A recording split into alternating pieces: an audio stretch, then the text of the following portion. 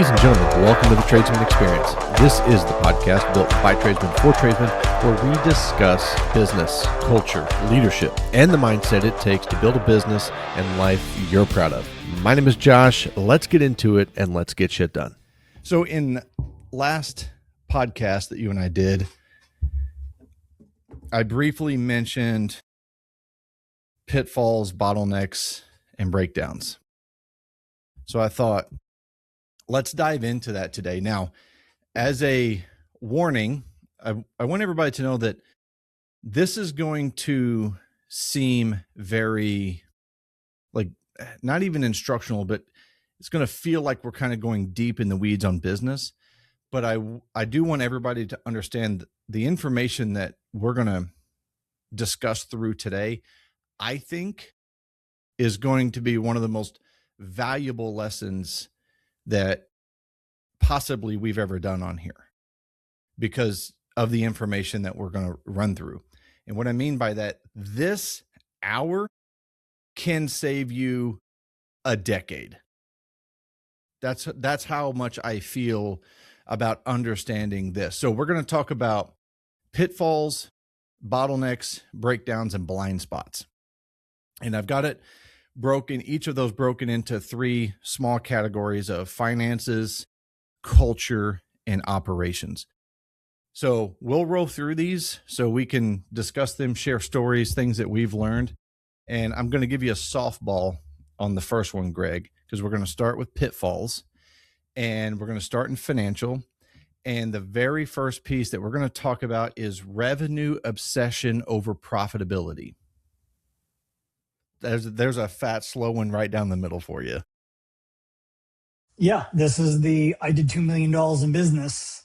You must be a huge business and making all this money. How much should they spend to make the $2 million? Net. That's what you should be concerned about, profit. I don't care that you, as the owner, put $100,000 in your pocket. What did the company make off of that gross number, percentage-wise? That's what matters most. That's really all that matters. Other than that, it's vanity. You could do $1 billion in business, and the guy next to you does $100,000, and he profits 10% and you profit 0. The guy with the $100,000 still wins. And in that case, when you're that big, if you don't have your thumb on it or the pulse on the financials, you'll go out of business faster than you got in business. Mm-hmm. So that one's, I don't care what you did for business. I care what percentage you made on that money. And that's really all you should care about. And that's what you should analyze, because that will help you propel into the future. Because you can pick and choose the clients that actually make you money, or the sectors of your business that actually make you money, not countered by the ones that don't or lose you money. That comes down to knowing your numbers. Mm-hmm. And I think this is definitely an amateur move for business, because it is sexy, right? For you to look at your business and go, we did $1 million in revenue, and not have the maturity to understand what it took to make that $1 million in revenue. So this is a very immature move. This is, and the pitfall to this again is you can have just what you said, all of the top line that you want, and go out of business and go under. That's a hell of a pitfall. So second is pricing from competition instead of cost structure. Yep. That again just comes down to not knowing your numbers. That is the blind leading the blind. At least I did, and I'm sure you may have done the same thing when you started a company. You're like, well, the competition or the company I came from charges this, so I can charge this and make money. How do you know the company you were working for even makes money? Because you got a bill or you got a check from a customer that was for $3,000, and you're like, well, hell, I could have done that for cheaper than that. Well, how do you actually know? If you sat and broke down what it would take you to run a company, not your company, a company like the one you work for, which is probably a real company and has all the things that make it a real company, those small things add up quick. And that's knowing your numbers. That's understanding what it costs you, not what it costs Tom, Dick, and Harry, what it costs you to run that, because your numbers are going to be different than anybody else's. So again, that comes down to simple, just understanding what it costs you to do business. Yeah. The dichotomy of this, I think, comes in when you're trying to sell and your competitor is $1,000 cheaper. And you look so the customer doesn't understand. And I'm going to give everybody just like one of the best pieces of advice that I can give them in sales off the cuff here is, if you're $1,000 more, don't explain the customer why you're $1,000 more by explaining the eaches and defending your company. The customer doesn't care. They don't care. Right. So that you have to get good at working those objections and those obstacles and not immediately getting an emotional and defending your company.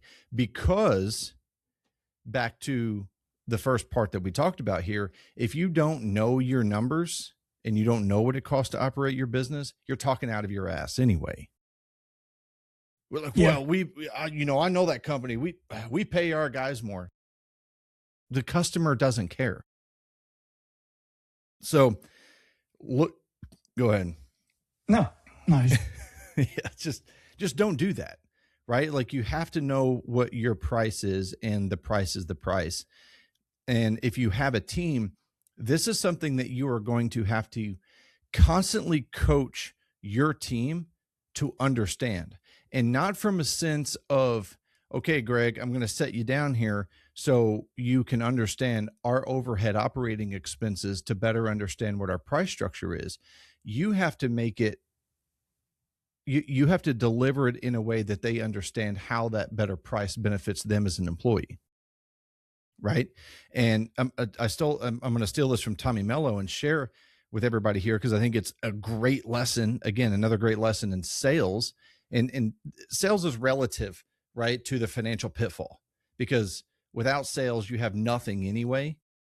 But if you can't afford good trucks, insurance, PTO, paid holidays, all the things that your quote unquote competitors are offering, if you can't afford to do that, that means you're stealing from your team to serve your customer. And that's something that I heard Tommy Mello say in one of his presentations. So you have to stop stealing from your team to serve your customer. Okay. The better you serve your customer, the more you can offer your team. But if you don't price to do that, then that's why the other guys can buy your team away from you. So the financial pitfall of this is, like, again, understanding that you can't price your competitor's price. You have to do it with what it costs you to operate your business. And then obviously that has to be within a range, right? Sure. It can't be just, it is what it is. It's got to be, it is what it is within a tolerance, because the market dictates that. You can't be wildly expensive compared to your competition, but you can be more. Mm-hmm. Absolutely. You can be more. The better you get with understanding your numbers, the more control you have with playing trends. In the HVAC, summer is all supply versus demand, right? Like, the demand is waiting on you every day. Guys work nights, guys work weekends. Like, if you have your numbers dialed in, you can bump up 5 or 10%. Your good competitors are also doing it. We discovered something recently, Greg, that some of our competitors are even fluctuating their diagnostic fee based on demand. Yeah, I've seen that. I've done it. Mm-hmm. So that control gives you that flexibility. You have to be able to understand that you can afford to do that. That's right. or how low you can afford to go. How low you can. And when contractors are trying to buy jobs, then you got to know how much of that game you can play. You've got to know how low you can go, because of something that's very difficult for business owners to understand is you're better off staying home making no money than taking jobs where you lose money. Break even or not hit your target margin. Yeah, I'm talking margin. Yeah. It's like you're better off doing nothing and staying at home and going fishing than taking a job just for, I'm using air quotes again, for cash flow, but you're losing. You might as well take that, however much money you lost on the job. If you lost $2,000 on that job, you might as well thrown it out the boat when you weren't working fishing. You might as well just thrown it in the lake. And it would have been a lot easier to lose that $2,000 than spending a day or two on a job getting your ass kicked. And then this one I know is another one of your favorites is delayed financial review, looking at numbers after the problem already exists. I mean, what are you supposed to do with it at that point? Cry that you didn't make money? I mean, how do you prevent anything in business if you don't know where you are? It's a roadmap. It's a financial roadmap. All the way down, again, it's a year and what we want to do revenue-wise for the year. It's what we want to do a week, a month, a day, an hour. And if you watch that and compare it, obviously the more finite you get, the more you got to average it, because you'll drive yourself crazy if you didn't make your margin 1 hour to the next or one day to the next, because some days you're going to win, some days you're going to lose. You average it out and you see where it lands. And then you course correct from there. If you wait till the end of the month, year, quarter, whatever you want to wait till, you're reactive at that point. You're like, crap, we screwed. I mean, you can still do something about it, but all that, you've waited for all that time to pass before you acted on it. So a whole bunch of damage can get done in that time that you might have to clean up that mess, or, I don't know, course correct. Something just came to mind. As a business owner, if you don't enjoy having conversations about these things, I'm not sure you should be doing it. I mean, it doesn't mean it has to be fun, but it is a responsibility and a necessity for somebody within the company. And if it's just you, then yeah, you signed up to wear every single one of those hats. I guess for me, I just get excited about better understanding the company, better understanding the finances, better understanding the team, because that elevates me, which in turn means I can elevate the company or elevate those things. So like when you and I dive into, P&Ls and cash flow reports and all that kind of stuff, like I actually love it. So do I, because it's very eye-opening and insightful into like unbelievable insight to the company and where it stands. And again, I know it's not sexy, and I know it's what the masses don't want to do. Most self-employed or business owners, they just want to do the work. They don't want to do the billing. They want the money, but they just want to do the work. So they don't want to come back and do billing to collect the money or collections. They just want to do the work. And there is nothing wrong with that. But if you have a plan in place, this could save people so much heartache right here. Here's a $1 million answer. For those who want to just start a business or just started a business, if you would take the time to map out a plan and actually have the workflow to keep you busy 80 hours a week, like billable 80 hours a week for your time, the first week you'd have the money to hire somebody to take care of all those tasks. So you didn't have to do them. But what happens is we start a business and we're kind of busy. So we work 20 hours a week and then we do the books 20 hours a week. But then the problem is we actually, if you're successful, do get busy. So now you're working 40 plus hours in the field and you still have to do all the stuff on the backside that you don't care to do. And you're trying to do both and you're using up good time from the field, making money to do the bookkeeping work which is preventing you from being able to afford somebody.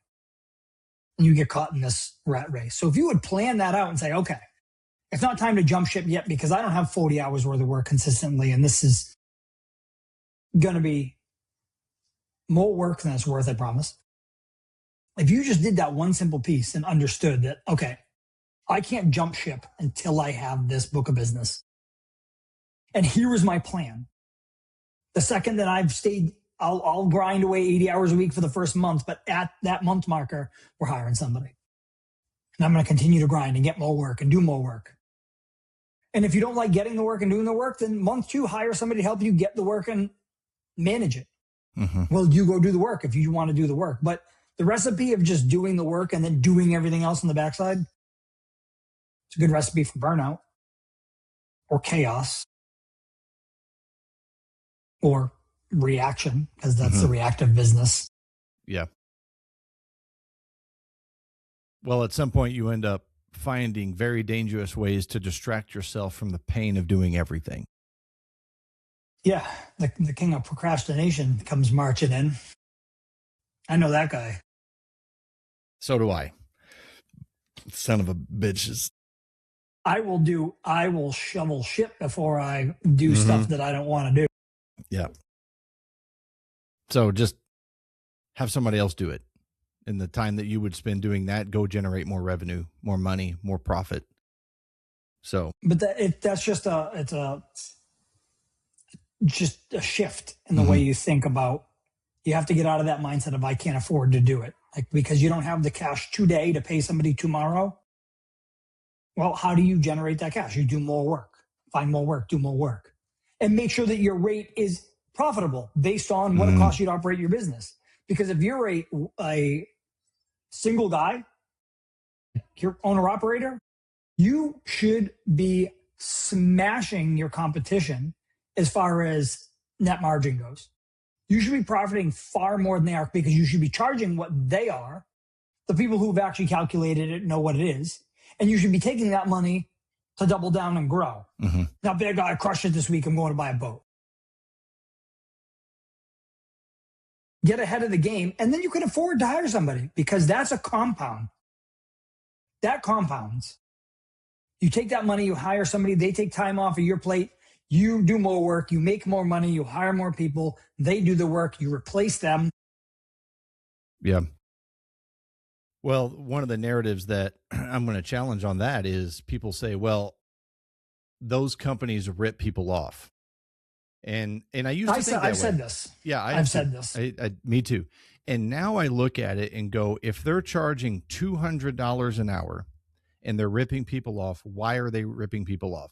Most of the time, it's not a price problem. It's the value of work that they're providing for the price, which means you look at it from a professional, a technical person from the outside and go, that thing that they did is not worth what they charged.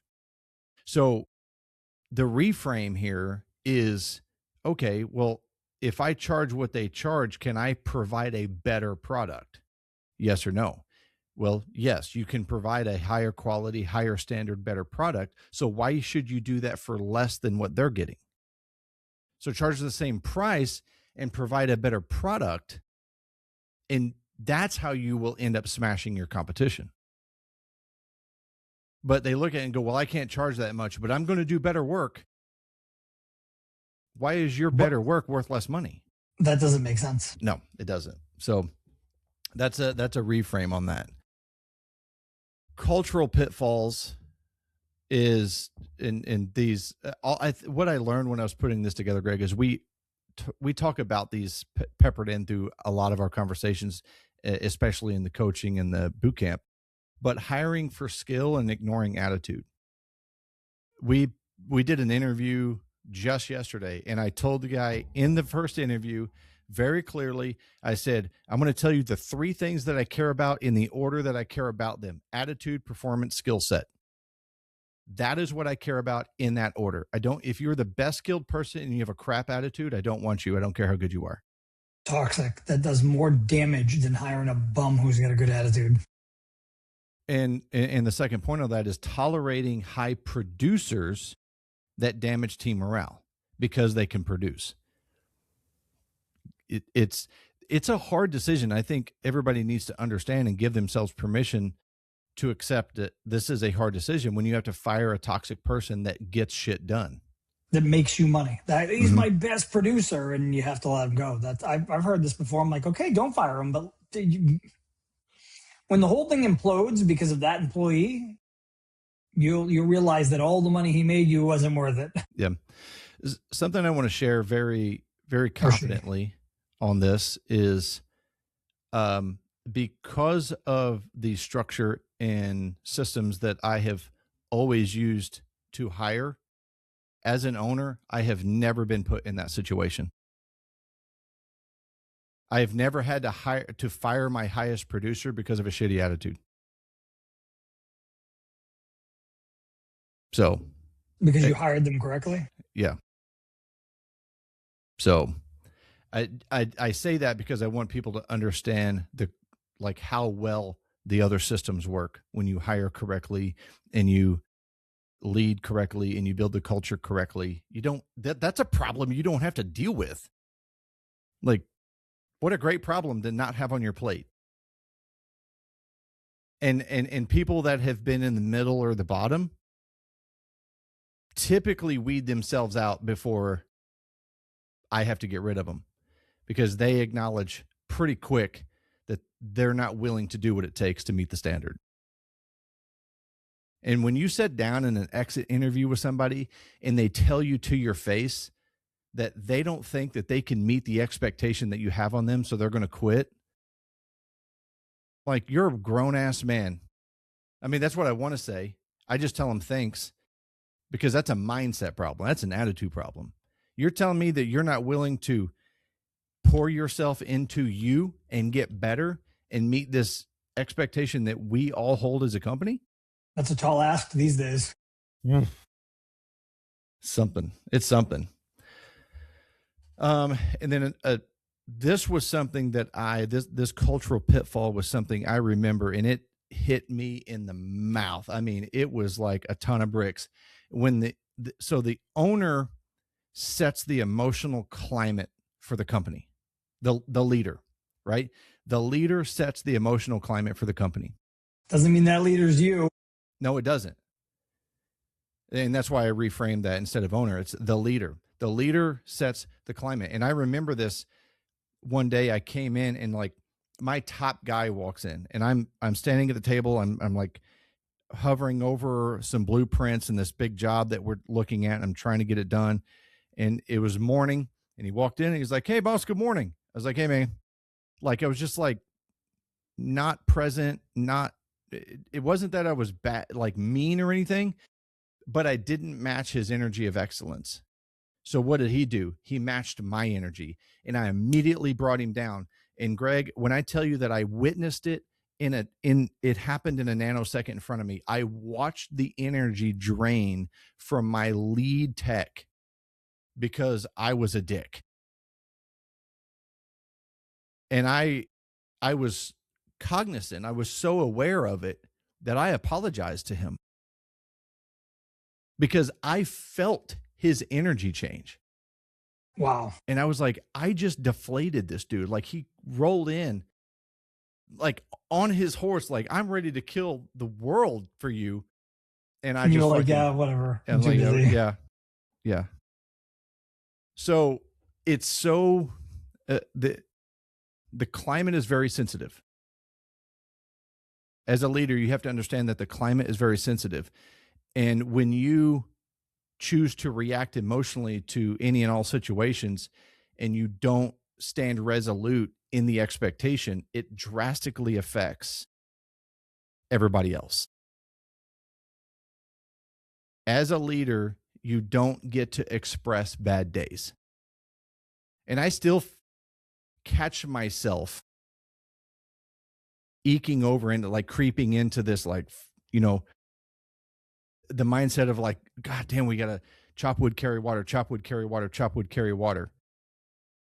And then that bleeds over into the team a little bit. And I'm like, okay, no, like, I'm not allowed to have bad days off. Like, I'm not allowed to have bad days in front of the team. Like, I am the fucking standard. Like, I control the climate here. And that's hard. It is very hard because it's like blood to a shark. You can think you can put a smile on all day long. They can smell right through it. Yeah. And so what I encourage people to do, and it was funny because I got to, there was nothing negative about the conversation, but in our high level meeting this morning, right, we had this great discovery in some of the processes that we've got with the True Pros company, and everybody starts firing off, which I love because I love war room conversations. You should be intense. You should, as the team, you should have permission to fire off from the hip and go, this is what I think, this is what I see, this is what I feel, this is what we should do. Like, you should have that permission within that confinement. And so my advice to the leaders is you need to sit quietly and patiently and let all of that unfold. And you saw it this morning. I just kind of sat back in my chair and I got to watch all of it unfold, and I was taking notes. I noticed. I know you noticed. And then the coolest thing happens, like it all gets done. And then Steve goes, Josh, will you take control of this meeting again, please? Like, it was like, okay, we got it out. We got it done. Now let's focus on a solution. And I was so happy. Like, I was so excited to witness that. But as a leader, you have to have the self-awareness and discipline to allow those things to unfold. Because some people will be like, listen, we don't need to complain about that. Like, we just need to do this. That would have been the worst thing that I could have said in that meeting. Right? Because what I'm really saying is, I don't really care about your opinion. This is what we should do to solve the problem.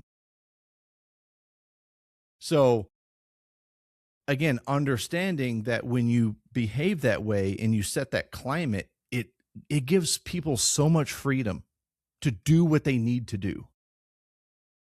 So it was really cool for me to witness this morning. Again, we have the best team. All right, operational pitfalls is building systems around people instead of solutions. Okay. When you building a system around, okay, Greg's been late every day, so now everybody needs to clock in. It's like, okay, is that why we're developing this system? So building systems around people instead of solutions.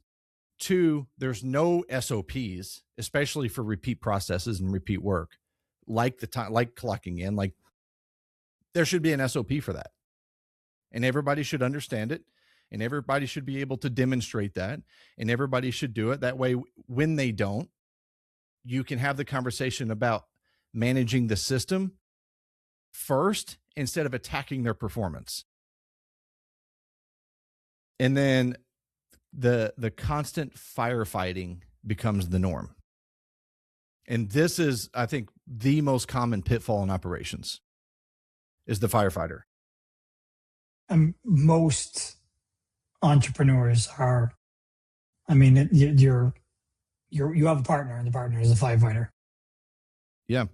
Well, because I like to share with people, you had to pull me out of this role last week. Just last week, you and I had this conversation. And it was like, well, get it done.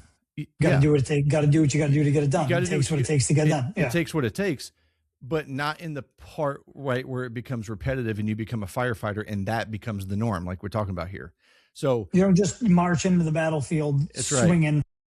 Right. Why don't you come up with a plan first and then strategically swing once or twice?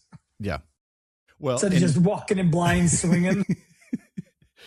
And again, I wish everybody could understand. Guilty. I'm still guilty. Like I said, that's what I've been doing. And we kind of come up with a phrase in that conversation was battle axe tactics.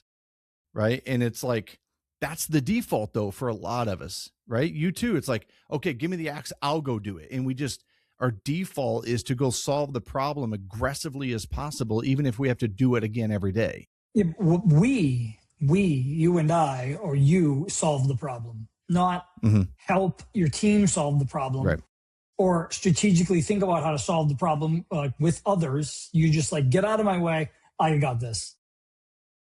If I want it done right, I'll do it myself. Mm-hmm. Go be a firefighter. Okay. And then there's a piece to all of that on Pitfalls is because you mentioned chaos earlier. Chaos feels productive until scaling exposes it. So, full stop, right? Yeah, this is good. All right, so now let's talk about blind spots. And this is where, I mean, as a business owner and as a leader, the more narrow focused you become, and again, this is a dichotomy, and that's why I want to talk about this before we get into these pieces, is you have to be focused, you have to be looking forward, you have to have a plan, right? Long-term goal, short-term plan, focus on execution, put the reps in, you have to do that, you've got to lead your team.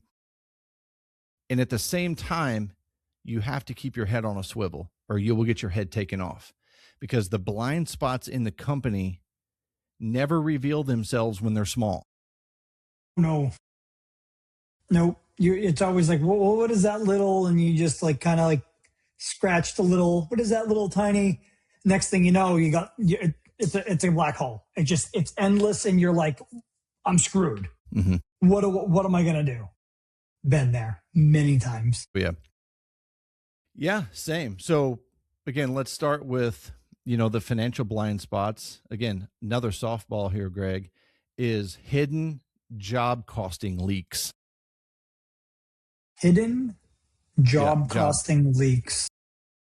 So not job costing. If you're not job costing, you don't know, A, if you're making money on the job, and B, you don't know where the money in the job is going. And so a typical job cost, the most expensive job cost leak in every company is labor, right? You bid it for 20, they did it in 25.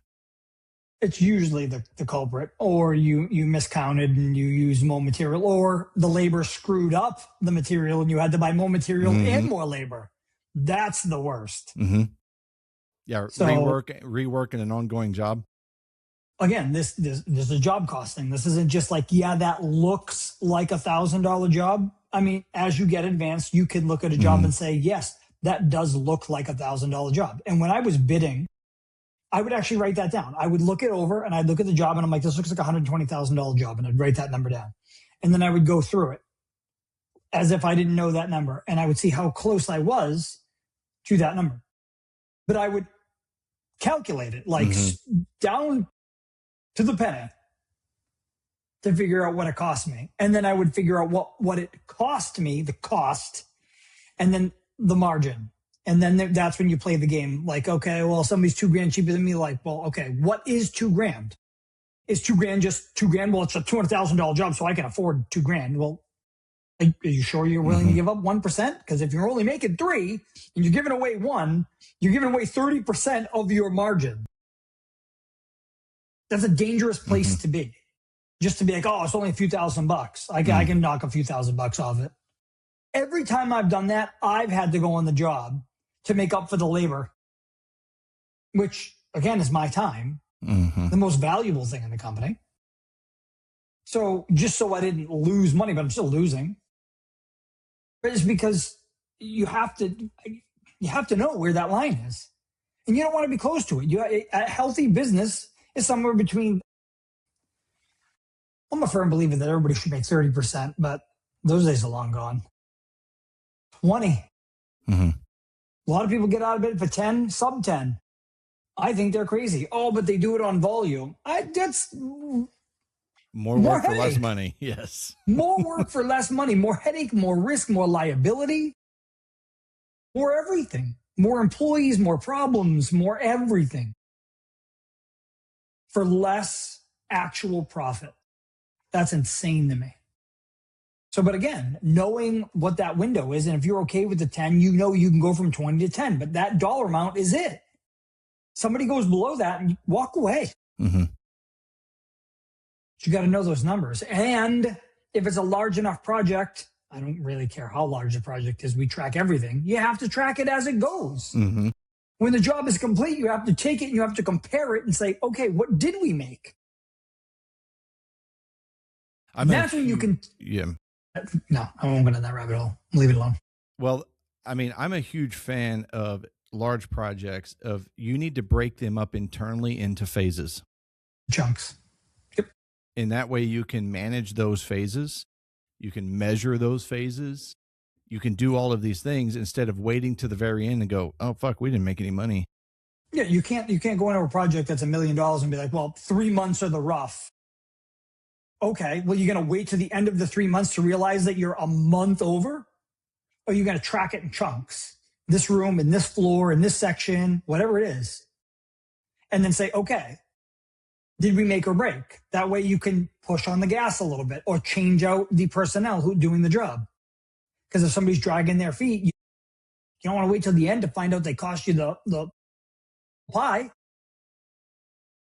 Get them out of there or speed them up or say, hey, honest conversation, like you took a week too long on the rough. We need to make it up on the finish. So figure out how to do that. But this goes down to communication and expectations when you start the job, not here's a set of plans, go do this job that I bid.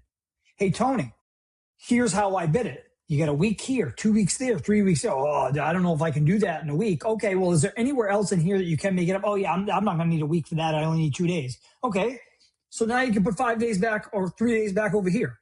Can you do that? Yeah. All right, then you change it. And then you hold them to that. You make that, you can write it on a piece of paper.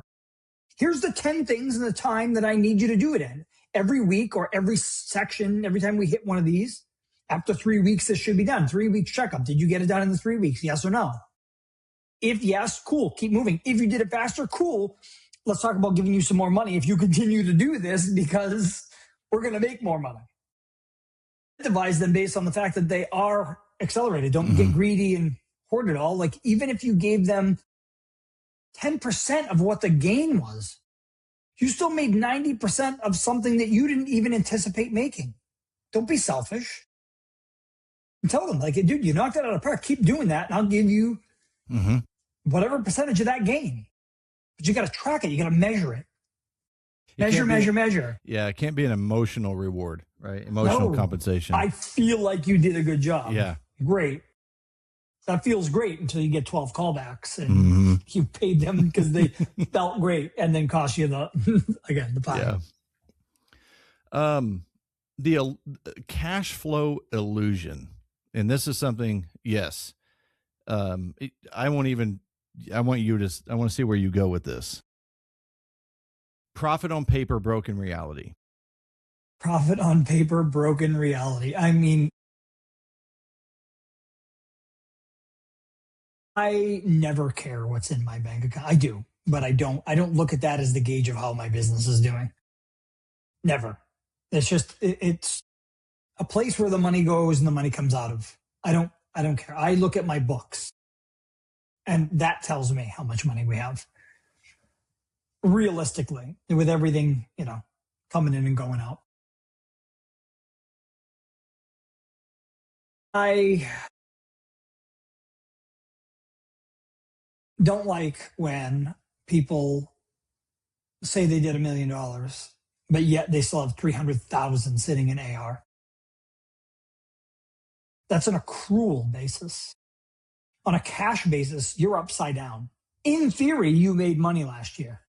Ooh, profit in theory. That means if everybody paid you, you would make money in that time period. But the cash is the most important thing. And true cash flow is money in your pocket. It's the cash in your account. The money in your hand. When I tell and I suggest that you have, 10 to 20% in reserves if you're growing or wherever you are in business, that doesn't mean you don't include AR. That's not your money. I mean, actual cash in the bank account that helps make up for the AR as you're waiting for some of that money. Because if you continue to do that type of work, you're just kicking the can down the road. You're never going to get, the bigger you get, that AR number gets bigger and bigger, and you'll never catch it until you close. The day you stop doing business, you can gain that money. Until then, you're just kicking it down the road.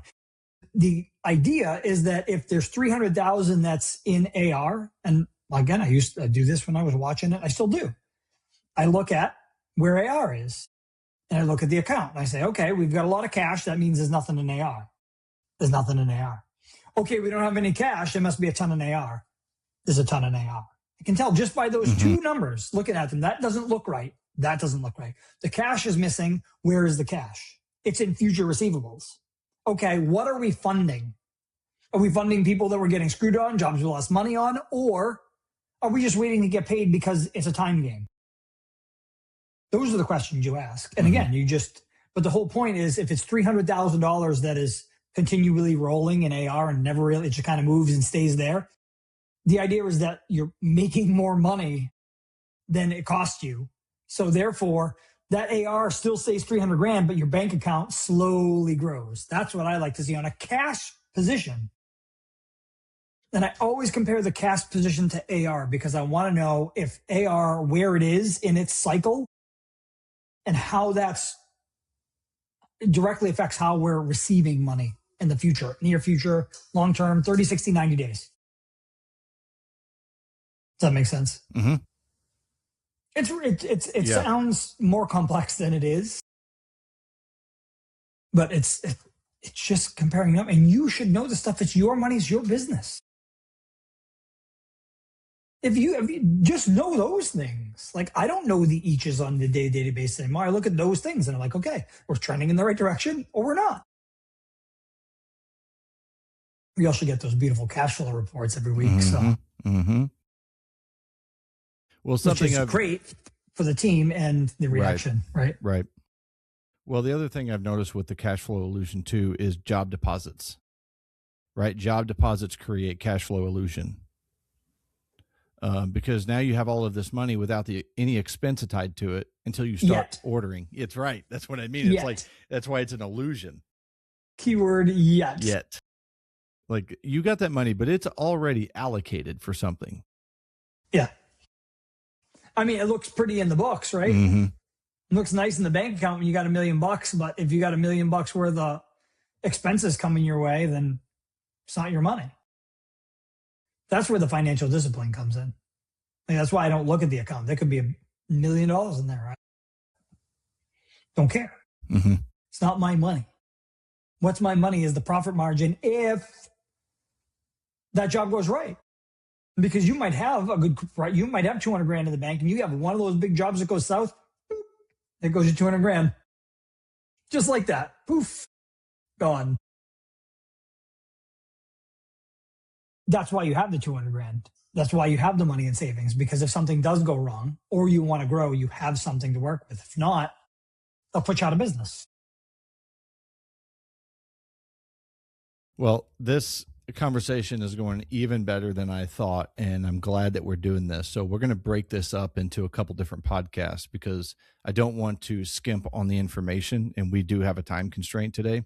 So we will pick up right where we left off on culture Blindspots next. So anyway, again, that's what this is going exactly where I wanted to, Greg, and that's why I'm like, this will save everybody a decade of business. If they just understand these four pieces: breakdowns, bottlenecks, blind spots, and pitfalls. And if you understand that and then start to look for those in your business, man, it will just change so much in what you do. So quickly. The results you'll see, they're almost instant. This isn't a long-term game. No. The solutions can be fast, right? Can be swift, and you can start to change these. Depending on how inefficient or efficient you are currently. But anyway, so we'll wrap this one up. Like I said, there'll be a part 2 or even a part 3. I don't know how long these are going to be, but I don't want to skimp on the value that let's see where it goes. Yes, let's see where it goes. So guys, thanks for spending this time with us. Go find us on Instagram at Blue Collar Insiders. If you need something, you can DM us there. Thank you for spending this time with us. Get out there, get shit done. Be proud to be a tradesman. See ya.